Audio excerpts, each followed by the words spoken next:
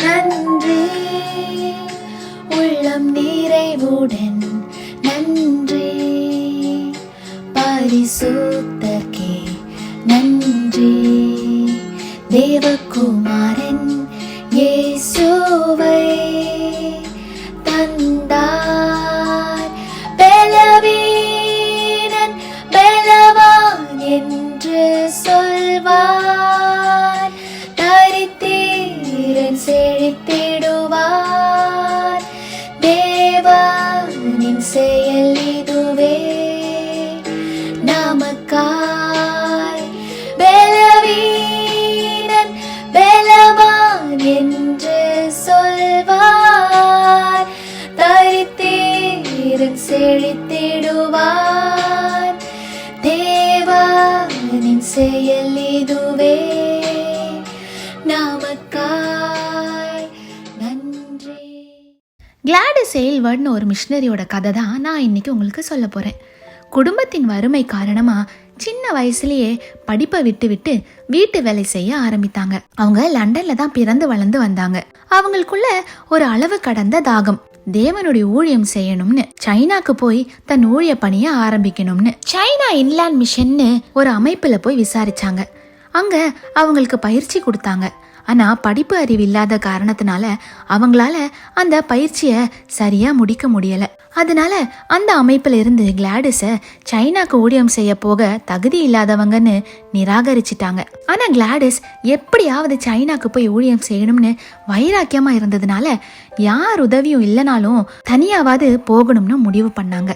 அந்த பயணத்துக்கு செலவு செய்ய காசு சேமிக்க மறுபடி வீட்டு வேலைகள் செய்ய ஆரம்பித்தாங்க.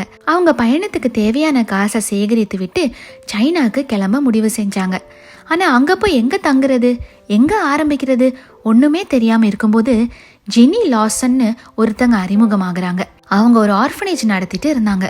கிளாடிஸ் தனியா கர்த்தரை மாத்திரம் நம்பி அவங்க பயணத்தை ஆரம்பிச்சாங்க. ஜெனி லாசன் அவர்களோட இணைந்து ஊழியத்தை ஆரம்பிச்சாங்க. அங்க போய் சீன மொழிய சரளமா பேசவும் எழுதவும் கத்துக்கிறாங்க. சைனாவை ஜப்பான் ராணுவம் சூழ்ந்த போது 100 அனாதை குழந்தைகளை கூட்டிட்டு மலைப்பகுதிகள் வழியா மறைத்து பாதுகாத்து ஜப்பான் ராணுவத்துக்கிட்ட இருந்து காப்பாத்தி கூட்டிட்டு வந்தாங்க. கடுமையான குளிர்ல கூட நடந்து போனாங்க. ரொம்ப துணிச்சலோடு வைராக்கியத்தோடு தனிமையா கர்த்தரை மாத்திரம் நம்பி பிடித்து கொண்டு தனது பணிகளை செய்தாங்க. கர்த்தருக்காக ஏதாவது செய்யணுங்கிற கிளாடிஸோட விருப்பத்தை வைராக்கியத்தை ஆண்டவர் பார்த்தார். மனுஷர்கள் கண்களுக்கு கிளாடிஸ் ஒரு படிப்பு அறிவில்லாத தகுதி இல்லாத ஒரு வீட்டு வேலைக்காரியா தான் தெரிஞ்சாங்க. ஆனா ஆண்டவர் கண்களுக்கு கிளாடிஸ் ஒரு பராக்கிரமசாலியா தெரிஞ்சாங்க. கர்த்தர் கிளாடிஸ மிக அருமையா பயன்படுத்தினாரு. படிப்பு அறிவில்லாத மகள் தெரியாத ஒரு மொழிய சரளமா கற்றுக்கொண்டாங்க. யாரோட உதவியும் இல்லாம தனியா எல்லாவற்றையும் செய்யக்கூடிய பலனை ஆண்டவர் கொடுத்தாரு. ராணுவத்தின் கைகள்ல சிக்காதபடிக்கு தானும் தப்பித்து தன்னோடு வந்த 100 குழந்தைகளையும் பாதுகாப்பான இடத்துல போய் சேர்க்க ஆண்டவர் உதவினாரு. கடுமையான இயற்கை சூழ்நிலைகளை கடந்து வர ஆண்டவர் கிருபை செய்தாரு. 2 விஷயங்கள் எனக்கு ஆச்சரியமா இருந்துச்சுங்க. 1, கர்த்தருக்காக ஏதாவது செய்யணும்னு கிளாடிஸ்குள்ள இருந்த ஒரு அசைக்க முடியாத வாஞ்சை வைராக்கியம். 2, தேவன் பலமுள்ளவைகளை வெட்கப்படுத்தும்படி பலவீனமானவைகளை தெரிந்து கொண்டாருங்கிற அந்த வேத வசனம் கிளாடிஸ் வாழ்க்கையில நிறைவேறினது. நீங்களும் ஒருவேளை நிறைய பேர் கண்களுக்கு அற்பமா எண்ணப்படலாம்.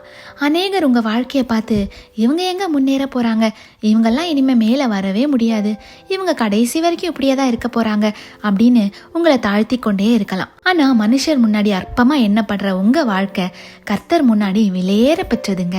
உங்களை நிச்சயமா ஆண்டவர் அவர் நாம மகிமைக்காக நிறுத்துவார், உயர்த்துவார். ஆண்டவருடைய அதிசயங்களை சொல்லி வரும்படியாக உங்களை அவர் பயன்படுத்துவார். எவர்கள் அழைக்கப்பட்டிருக்கிறார்களோ அவர்களுக்கு கிறிஸ்து தேவ பலனும் தேவ ஞானமுமா இருக்கிறார்னு வேதம் சொல்லுது. தேவனால அழைக்கப்பட்ட கிளாடிஸ மனுஷர்கள் ஞானம் இல்லாதவள்னு நிராகரிச்சாங்க. ஆனா தேவன் அவருடைய ஞானத்தை கிளாடிஸ்க்கு கொடுத்தாரு. தனிமையா யாருடைய உதவியும் இல்லாம ஊழிய பாதையில இறங்கினப்போ தேவன் அவருடைய பலனை கிளாடிஸ்க்கு கொடுத்தாரு. நீங்க தேவனால அழைக்கப்பட்டவர்கள். நீங்க ஞானமும் பலனும் மனுஷங்க கிட்ட எதிர்பார்க்காதீங்க. தேவனே உங்களுக்கு ஞானமும் பலனுமா இருக்கிறார். கர்த்தர் உங்களை ஆசீர்வதிப்பாராக. ஆமீன்.